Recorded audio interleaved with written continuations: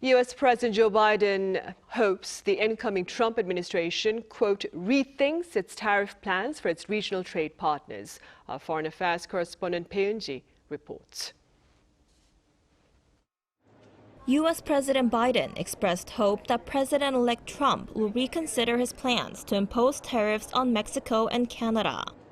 Speaking to reporters on Thursday, Biden stressed that the tariffs would ruin relations with the neighboring countries. I hope he rethinks it. I think it's a counterproductive thing to do. You know, look, one of the things you've heard me say before that we have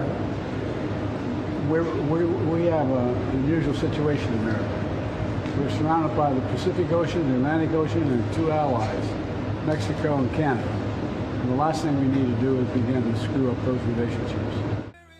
The comments come as Trump pledged to impose a 25% tariff on all goods coming from Mexico and Canada on day one of his presidency. He said on social media on Monday that the tariffs would remain in place until the two countries clamp down on drugs, particularly fentanyl, and migrants crossing their borders illegally. According to data from the Office of the U.S. Trade Representative, Mexico and Canada are the second and third highest suppliers of goods to the U.S., while China, which Trump's proposed plan would also impact, exports the most to the United States. But Mexican President Claudia Sheinbaum showed confidence on Thursday that a tariff war with the United States could be averted when asked how a trade war would affect the country. There will be no potential tariff war. The Mexican leader had earlier warned that Trump's tariff plan would affect the U.S. economy and American companies that have been in Mexico for decades.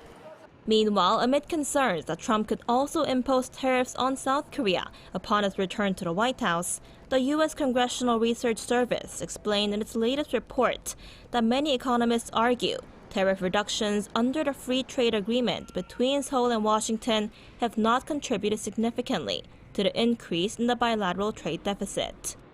The FTA between South Korea and the U.S., which entered into force in March 2012, has reduced and eliminated tariff and non-tariff barriers on manufactured goods, agricultural products, and services. During Trump's first term, trade tensions have been evident, with Trump threatening to withdraw from the FTA and imposing new U.S. global import restrictions on some South Korean industries, including steel. Bae Eun-ji, Arirang News.